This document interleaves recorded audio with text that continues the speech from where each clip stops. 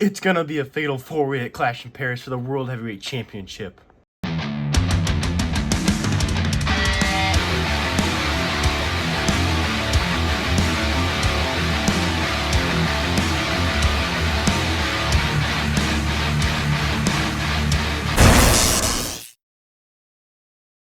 What's up, Jared? Here today we had the WWE Weekly Setup review of Monday Night Raw. They kicked off the show with CM Punk coming out and then was interrupted by LA Knight because LA Knight is not happy that CM Punk cost him his World Heavyweight Championship match last week because he got involved in his business with Seth Rollins because Seth Rollins screwed CM Punk at SummerSlam for the World Heavyweight Championship, and CM Punk was saying how he felt like he let everybody down for like losing the World Heavyweight Championship because he's more motivated than ever though to get that World Heavyweight Championship back and he needs it. And then LA Knight's saying how he wants him, he's fine with him wanting to go after Seth Rollins to stay out of his business when he is dealing with them. And then they were interrupted by Paul Heyman.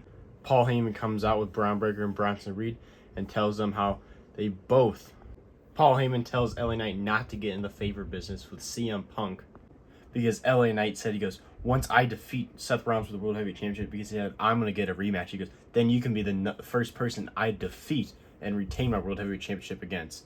And they made a deal. So Paul Heyman tells him not to do that. And then it goes on about how big Bronson Reed and Braun Breaker can take him out at any moment. And it ends up challenging LA Knight and CM Punk in a tag match with Braun Breaker and Bronson Reed. And then they accept, but CM Punk accepts for LA Knight and himself, and LA Knight gets annoyed at that. He goes, you don't get to talk for me. He goes, we do accept. And he goes, big Bronson Reed and Braun Breaker, we're going to take you on tonight and we'll destroy you. Paul Heyman goes to leave with Bronson Reed, and Braun Breaker goes to run down the ramp to go after them, but they stop him. And then Braun Breaker yells out one of the funniest quotes I've heard him say. He goes, what are you going to do? You're 47 years old and you're 40. You two together are 100 years old. And I'm like, math is not mathing. It's 87, but I thought it was absolutely hysterical, that little quote from Braun Breaker. A pretty good way to start off Monday Night Raw. Sorry to interrupt this video, but 7% of you are only subscribed. 92% of you aren't subscribed. It'd be much appreciated if you could hit the subscribe button and hit the bell so you never miss any of my videos. So now let's get back to the video. Then we had AJ Styles and Dragon Lee take on El Grande Americano and Dominic Mysterio in a tag match. I don't really understand why this was a tag match. I get that AJ Styles and Dominic Mysterio are beefing and Dragon Lee and El Grande Americano are beefing. I just thought it was kind of random. AJ Styles and Dragon Lee pretty much dominated most of the match, and they were about to win while El Grande Americano was in the ring with AJ Styles. He went to go take out Dominic because Dominic was on the edge of the ring and he was in the way, and Dominic was able to put on his like luchador mask. It had a metal plate in it, just like how El Grande Americano does, and hit AJ in the head, and El Grande Americano picked up the victory for the two of them, and they quickly got out of there. Dominic and El Grande Americano ran away. I don't know when they're going to reveal who El Grande Americano is, because I know Chad Gable got hurt and he was the original one. That was pretty obvious. And now I think it's Ludwig Kaiser, so I don't know where this whole story is going. I'm assuming AJ and Dominic are going to fight it once again for the Intercontinental title, maybe at Clash in Paris, and hopefully AJ wins this time, but I'm not sure where they're going with this El Grande Americano storyline. It's kind of random, but overall not a terrible match, but wasn't great. Then Sami Zayn went one-on-one with Rusev. This match was going great until Sami Zayn almost picked up the victory when the MFT jumped him. They took him out. It was JC Mateo, Tonga Loa, Tonga Loa, Tala Tonga, and Solo Sikoa. God, there's so many different Tongas to keep track of. They jump him, ends into a disqualification. They're beating the holy hell out of him. Security's coming out, trying to stop him while Solo Sikoa stands tall over Sami Zayn. The MFT all stand tall. Security are breaking them up. While this is going on, actually before the match, Sheamus told Sami Zayn once that match ends, he goes, Rusev is mine. And the match did end, but it ended in disqualification, and instantly Sheamus attacked Rusev on the other side by the announce table. He hits him with a giant knee, and they're going at it. Security's trying to stop them, but they couldn't stop him. He's thrown into the prime hydration station. Then they go into the crowd, and they go into one hell of a brawl. Rusev rips off Sheamus' shirt. They just brawl all the way to backstage, and finally they break him up once it goes to commercial break. But I cannot wait for their third match. Their third match between Sheamus and Rusev deserves to be on a pay-per-view. It should not be on a Monday Night Raw, in my opinion. They've built the storyline up so well. It should be at Clash in Paris, Crown Jewel, one of the next big pay-per-views, because I feel like they deserve it and they should tear the house down. but I love where they're going with Sheamus and Rusev. Not sure where they're going with Solo Sikoa and Sami Zayn. Maybe Sami Zayn defeats Solo Sikoa for the United States Championship. I don't know. But Sami Zayn keeps on talking about how he wants a world title shot. So I don't understand why he's starting to feud with Solo Sikoa in the MFT. Maybe it sets up War Games. I don't know. I in my personal opinion, I don't want to see the Bloodline in War Games this year because I feel like they've been in the War Games almost every single year ever since they brought it back. So like I feel like I want to see a different team, like maybe Seth Rollins' group and a bunch of baby faces against somebody in War Games instead of this Bloodline, because the Bloodline was last year. They were the first time. It's like I don't want to see the Bloodline a third time because technically this isn't the Bloodline, but it's another version of the Bloodline. So I'd like to see this not set up for War Games. It just set up maybe a singles match between Sami Zayn and Solo Sikoa, because I'm assuming this is where it's going to go, is the War Games, which I hopefully is not the case. Then Roxanne Perez and Io Sky went one-on-one with Raquel Rodriguez outside ringside. And before Io Sky went out there, the Kabuki Warriors, Kairi Sane and Asuka asked her if they wanted to come out and help her, and Io Sky denied them. She doesn't need her help. She said, I've already beaten Roxanne before. I don't need you guys. The match is going back and forth and everything. Really long match. I was not expecting it to be this long. Io Sky and Roxanne and Perez tearing the house down.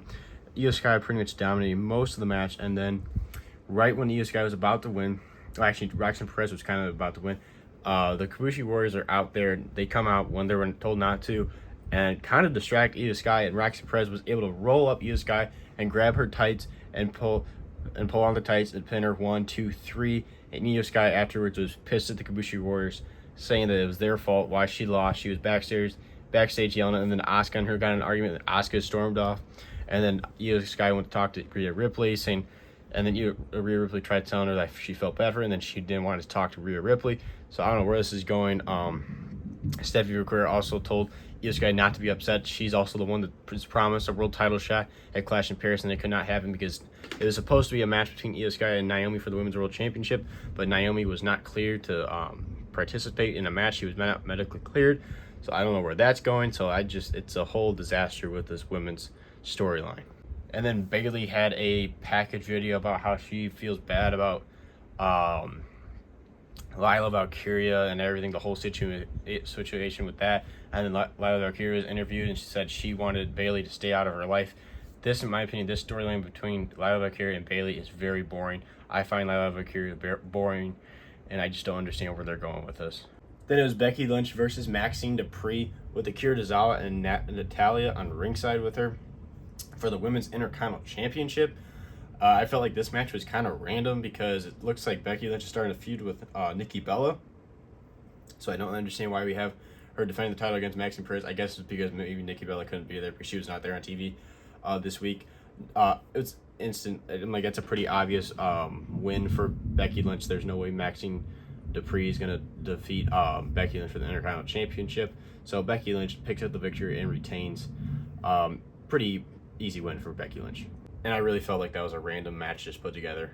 Then it was main event time. It was Braun Breaker and Bronson Reed against LA Knight and CM Punk. And I'm just going to point this out. I just noticed this. When LA Knight came out, big pop and everything, I felt like when CM Punk came out, the crowd was dead. I don't know. That was just me.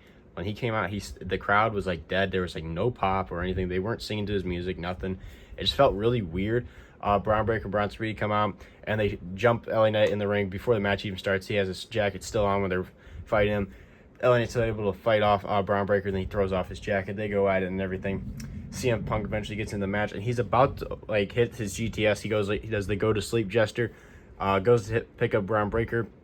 But before that happens, Seth Rollins from behind, who was not supposed to be in the building, he said earlier before the match that he's going to leave the building for the main event. It's all about Braun Breaker and Bronson Reed. It's their night. But he shows up, attacks CM Punk. They're starting to beat the holy out of CM Punk and LA Knight. When Jey Uso's music hits, Jey Uso comes out with the steel chair. He takes out Bronson Reed with the steel chair. And Braun Breaker and Seth Rollins scatter. They run. They go towards the stage when Adam Pearce comes out and announces that Seth Rollins will be defending his World Heavyweight Championship against Jey Uso at Clash in Paris, LA Knight, and CM Punk. Seth Rollins is pissed off that he has to defend his World Heavyweight Championship in a fatal four-way at Clash in Paris. And then the three of them, LA Knight, CM Punk, and Jey Uso, are all staring at each other. They're all pissed off. and LA Knight and CM Punk get in an argument. They start brawling in the ring, and then Jey Uso tries to break it up, but he eats an elbow from LA Knight, and then they all start fighting and everything. And then Seth Rollins and Braun Breaker and Bronson Reed jump in the ring and take advantage of the opportunity and beat the holy hell out of LA Knight, CM Punk, and Jey Uso. LA Knight rolls out of the ring, and Braun Breaker hits a spear on him. He brings him back in the ring. Seth Rollins to stomp on him. Jey Uso gets tsunami'd by Bronson Reed and then gets stomped, and then CM Punk gets speared, and then Bronson Reed and Braun Breaker hold down CM Punk for him to eat a stomp from Seth freaking Rollins. It was brutal. They had CM Punk by the mouth, but Bronson Reed had his hand in his mouth, holding him down and everything. It was brutal. Seth Rollins hits the stomp on CM Punk, and the Vision stand tall once again on Monday Night Raw. They stand tall over pretty much the same people, CM Punk, LA, and instead of Roman Reigns this week, Jey Uso. I feel like this match should have had Roman Reigns in it, not Jey Uso, the Fatal 4-Way at Clash in Paris. And I feel like they have Jey Uso in there filling his spot, maybe because Roman Reigns can't wrestle. I feel like, why is Roman Reigns not wrestling at Clash in Paris? Because his face is literally the poster. It's like this painting, and it's Roman Reigns' face, and that's the poster, Clash in Paris. That's one of the posters. Is he not going to wrestle there? What's going on with this? I feel like it should be Roman Reigns, not Jey Uso, but whatever. I don't think Jey Uso is going to win. I don't think any of them are going to win besides Seth Rollins. I think Seth Rollins will retain. It'll be his first title defense. But you never know. With a Fatal 4-Way, anybody really has a chance because there's so many people. Overall, I thought this Monday Night Raw was pretty mid, in my opinion. There were some really good spots, but there were some also low spots. I feel like the Becky Lynch Maxine Dupree match was random. The AJ Styles Dragon League against El Grande Americano and Dominic was pretty random. I know the Roxanne Perez and Io Sky match was a filler because it was supposed to be a women's world title match, so that part wasn't too bad. And they ended up putting in a pretty good match. The main event wasn't terrible. It just was your typical disqualification match. Honestly, the thing I'm most excited for right now, besides the Fatal 4-Way World title match, is the Rusev and Sheamus storyline. I absolutely love this right now. But I'm going to give this Monday Night Raw a 3 out of 5. Nothing terrible, but nothing great. This is JRW. Make sure to subscribe. Stay tuned for more wrestling figure content, and I'll see you guys in the next one.